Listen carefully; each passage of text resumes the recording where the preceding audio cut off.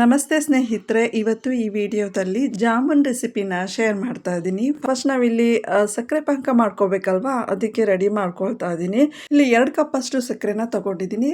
ಹಾಗೆ ನೀರು ಕೂಡ ಹಾಕೊಳ್ತಾ ಇದ್ದೀನಿ. ನೀರು ಬಂದ್ಬಿಟ್ಟು 4 ಕಪ್ ಅಷ್ಟು ಹಾಕೊಂಡಿದ್ದೀನಿ.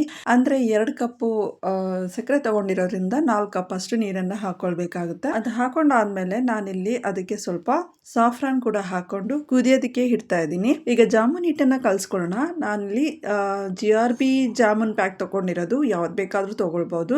ಇದಕ್ಕೆ ಸ್ವಲ್ಪ ಹಾಲು ಹಾಕ್ಕೊಂಡು ಕಲಿಸ್ಕೊಳ್ತಾ ಇದ್ದೀನಿ. ಅಂದರೆ ಹಾಲನ್ನು ನೋಡಿಕೊಂಡು ಅಲ್ಲಲ್ಲೇ ಸ್ವಲ್ಪ ಸ್ಮೂತಾಗಿ ಕಲಿಸ್ಕೊಳ್ಬೇಕಾಗುತ್ತೆ. ಅಂದರೆ ಇಲ್ಲಿ ಕಲಿಸ್ಕೊಳ್ಬೇಕಾದ್ರೆ ಗಂಟು ಮಾಡ್ಕೊಳ್ಬಾರ್ದು, ನೋಡಿಕೊಂಡು ನೀಟಾಗಿ ಕಲಿಸ್ಕೊಳ್ಬೇಕಾಗುತ್ತೆ.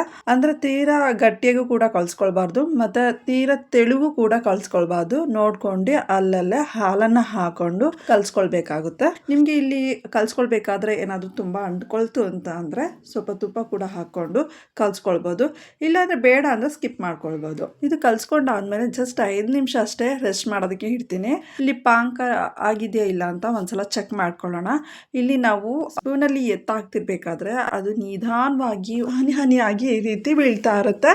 ಅಲ್ಲಿಗೆ ಪಾಕ ರೆಡಿ ಆಗಿದೆ ಅಂತ ಅರ್ಥ. ಇವಾಗ ಇದಕ್ಕೆ ಸ್ವಲ್ಪ ಏಲಕ್ಕಿ ಪೌಡ್ರ್ ಕೂಡ ಸೇರಿಸ್ಕೊಳ್ತಾ ಇದ್ದೀನಿ. ಇಲ್ಲಿ ಏಲಕ್ಕಿ ಪೌಡ್ರ್ ಬಂದ್ಬಿಟ್ಟು 1/4 ಸ್ಪೂನಿಂದ ಅರ್ಧ ಸ್ಪೂನ್ ಅಷ್ಟು ಹಾಕೊಂಡಿರೋದು. ಈಗ ಸ್ಟವ್ ಆಫ್ ಮಾಡಿಬಿಟ್ಟು ಪಾಕ ಏನಿದೆ ಸ್ವಲ್ಪ ತಣ್ಣಗಾಗೋದಕ್ಕೆ ಇಡ್ತಾ ಇದ್ದೀನಿ. ಅಂದ್ರೆ ಪಾಕ ಬಿಸಿ ಇದ್ದಾಗ ಜಾಮೂನ್ ಹಾಕೊಳ್ಳೋದ್ರಿಂದ ಜಾಮೂನ್ ಹೊಡ್ಕೊಳ್ಳುತ್ತೆ ಅಲ್ವಾ.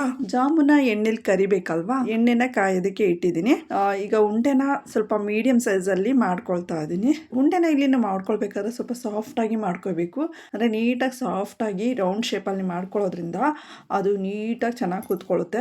ನಾವೇನಾದ್ರೂ ನೀಟಾಗಿ ಶೇಪಾಗಿ ಮಾಡ್ಕೊಳ್ಳಿಲ್ಲ ಅಂದ್ರೆ ಅದು ಒಡ್ಕೊಳ್ಳುತ್ತೆ. ಸೊ ನೋಡಿಕೊಂಡು ನೀಟಾಗಿ ಉಂಡೆ ಮಾಡ್ಕೊಳ್ಬೇಕಾಗುತ್ತೆ.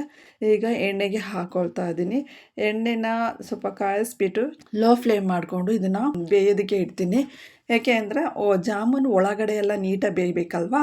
ಸೊ ಹಾಗಾಗಿ ಸ್ವಲ್ಪ ಲೋ ಫ್ಲೇಮ್ ಮಾಡಿಕೊಂಡು ಎರಡೂ ಕಡೆನೂ ನೀಟಾಗಿ ಚೆನ್ನಾಗಿ ಬೇಯಿಸ್ಕೊಳ್ತೀನಿ.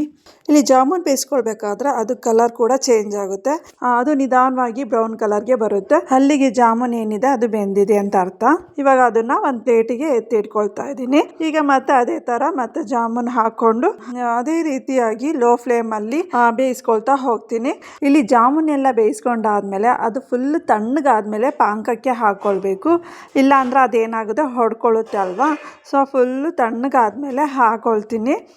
ಇದನ್ನ 1 ಗಂಟೆ ಇದನ್ನ ಪಾಕದಲ್ಲಿ ನೆನೆಸ್ಬಿಟ್ಟು ಆಮೇಲೆ ಇದನ್ನ ತಿನ್ನೋದಕ್ಕೆ ಕೊಡಬೇಕು. ಯಾಕೆ ಅಂದರೆ ಪಾಕ ಅದು ನೀಟಾಗಿ ಅಬ್ಸರ್ವ್ ಮಾಡಬೇಕಲ್ವಾ. ಇಲ್ಲಿಗೆ ಜಾಮೂನ್ ಏನಿದೆ ಅದು ರೆಡಿ ಆಯಿತು. ಖಂಡಿತ ಈ ವಿಧಾನದಲ್ಲಿ ಒಂದ್ಸಲ ಟ್ರೈ ಮಾಡಿ ನೋಡಿ, ತುಂಬಾ ಇಷ್ಟ ಆಗುತ್ತೆ. ಈ ರೆಸಿಪಿ ಇಷ್ಟ ಆಗಿದ್ದಲ್ಲಿ ಪ್ಲೀಸ್ ಲೈಕ್ ಮಾಡಿ, ಶೇರ್ ಮಾಡಿ. ಒಂದು ವೇಳೆ ನೀವು ಈ ಚಾನಲ್ಗೆ ಸಬ್ಸ್ಕ್ರೈಬ್ ಆಗಿಲ್ಲ ಅಂದರೆ ಸಬ್ಸ್ಕ್ರೈಬ್ ಮಾಡ್ಕೊಳ್ಳಿ. Thank you.